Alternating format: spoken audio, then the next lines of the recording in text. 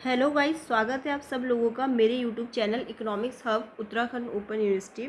इसमें मैं आपको जो हमारा सब्जेक्ट है MEEC 503 उसका चैप्टर 4 करा रही थी, जो कि है natural resources and Indian economy. Part first में करा चुकी हूँ, जिसमें हमने उसका मीनिंग और नेचुरल रिसोर्सेज के टाइप डिस्कस करे थे। काफ़ी छोटा सा पार्ट है, आप जाके देख सकते हैं।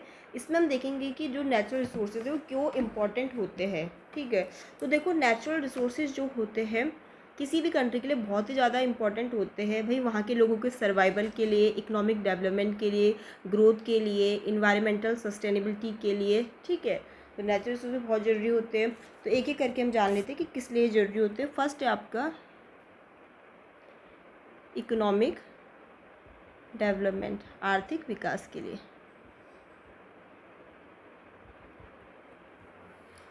नेचुरल रिसोर्सेज जो होते हैं बैकबोन होते हैं किसी भी कंट्री की। ठीक है, जिस कंट्री मतलब जिनके पास जितने अच्छे नेचुरल रिसोर्सेज है, जैसे ऑयल हो गया, मिनरल हो गया, फॉरेस्ट हो गया, वो ज़्यादा से ज़्यादा रेवेन्यू जनरेट कर सकते हैं। उनको जितना ज़्यादा एक्सट्रैक्ट करेंगे, एक्सपोर्ट करेंगे, इन्हीं नेचुरल रिसोर्सेज को तो हम रॉ मटेरियल की तरह यूज़ करते हैं और गुड्स एंड सर्विसेज प्रोड्यूस करेंगे, जिनसे बाद में हम बिजनेस करेंगे।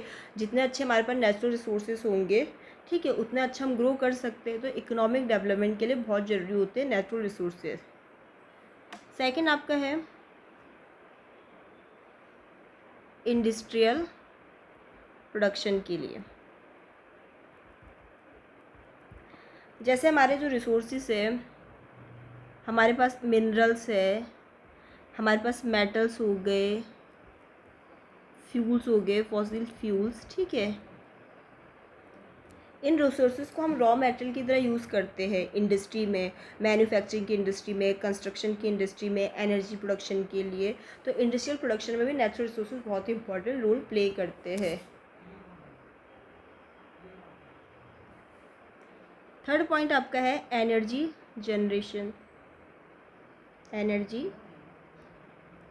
जनरेशन, जैसे हमारे जो रिसोर्सेज हो गए, कोल हो गया, ऑयल हो गया, नेचुरल गैस हो गया, ठीक है, विंड हो गया,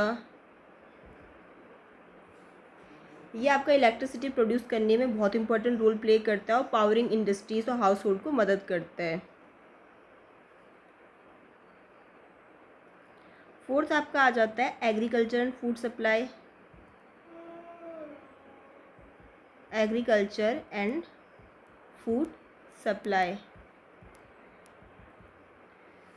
जो हमारे नेचुरल रिसोर्सेज हो गए, सॉइल हो गया, वाटर हो गया, सनलाइट हो गया, ये फंडामेंटल है ना, बेसिक है ना, मतलब बेस तो है ही एग्रीकल्चर के लिए। ठीक है, तभी तो हमारा एग्रीकल्चर होगा, फूड सप्लाई होगा। और जो हमारा फॉरेस्ट हो गया, फिशरीज हो गया, ये भी तो प्रोवाइड करता है लोगों को फूड, रॉ मटेरियल। तो हमारे natural resources agriculture, food supply के लिए भी बहुत ज़रूरी होते हैं। इवन नेचुरल रिसोर्सेज एम्प्लॉयमेंट के लिए भी ज़रूरी है, लाइवलीहुड, लोगों की जीविका के लिए और रोजगार के लिए।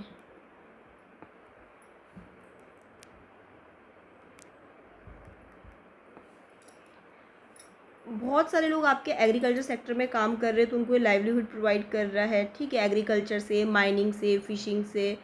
तो नेचुरल रिसोर्सेज लाइवलीहुड और एम्प्लॉयमेंट भी जनरेट करते हैं। इंडस्ट्री में अगर हम उनका यूज़ करें तो उस सेक्टर में भी तो लोगों को नौकरियां दे रहा है। ठीक है, आपका नेचुरल रिसोर्सेज इकोलॉजिकल बैलेंस के लिए भी बहुत इंपॉर्टेंट है। इकोलॉजिकल बैलेंस, जैसे हमारे नेचुरल रिसोर्सेज जो हो गए, फॉरेस्ट, ओशंस, वेटलैंड। ठीक है, ये कहीं ना कहीं मेंटेन करता है इकोलॉजिकल बैलेंस को, क्योंकि ये ऑब्जर्व करते हैं कार्बन डाइऑक्साइड को और क्लाइमेट में एक अच्छा इकोलॉजिकल बैलेंस मेंटेन करते हैं।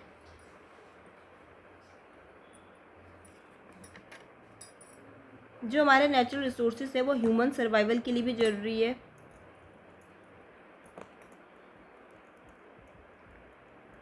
अच्छा पीने का पानी, फ्रेश एयर, अच्छी सॉइल उनको प्रोवाइड करके जो ह्यूमन की लाइफ की नेसेसिटी है, बेसिक नीड्स है उनकी, उनको पूरा कर रहे हैं। तो ह्यूमन सर्वाइवल के लिए भी हमारे नेचुरल रिसोर्सेज बहुत ज़रूरी है। एट्थ आपका हो गया टेक्नोलॉजिकल एंड साइंटिफिक एडवांसमेंट। जो आपका नेचुरल रिसोर्सेज होता है वो टेक्नोलॉजिकल और साइंटिफिक एडवांसमेंट के लिए भी हमें चाहिए होता है, ठीक है। जैसे आपके मिनरल्स हो गए, मेटल्स हो गए, मिनरल्स एंड मेटल्स को हम यूज़ करते हैं टेक्नोलॉजी में।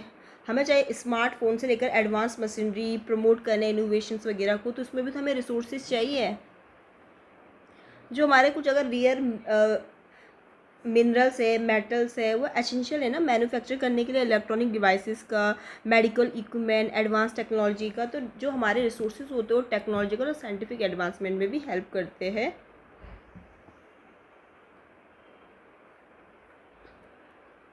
कहीं ना कहीं हमारे उसमें इकोनॉमिक स्टेबिलिटी भी लेकर आता है, ठीक है।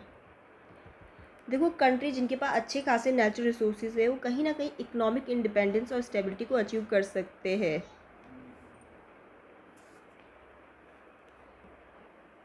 हमारे नेचुरल रिसोर्सेज कहीं ना कहीं टूरिज़्म को भी अट्रैक्ट करते हैं, टूरिज़्म एंड रिक्रिएशंस के लिए भी, ठीक है। जैसे अगर हमारे पास अच्छे नेचुरल लैंडस्केप है, ठीक है,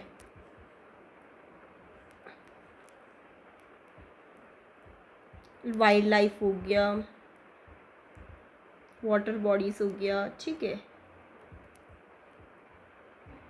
ये अट्रैक्ट करता है टूरिस्ट को। अगर टूरिस्ट हमारे यहाँ आते हैं तो कहीं ना कहीं हमारे लिए इनकम जनरेट होगी, हमारा कल्चरल हेरिटेज प्रमोट होगा।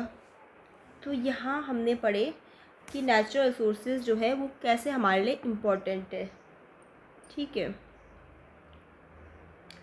तो आज की वीडियो में बस इतना ही, ये पार्ट 2 था। वीडियो पसंद आई हो तो चैनल को लाइक शेयर सब्सक्राइब ज़रूर करें।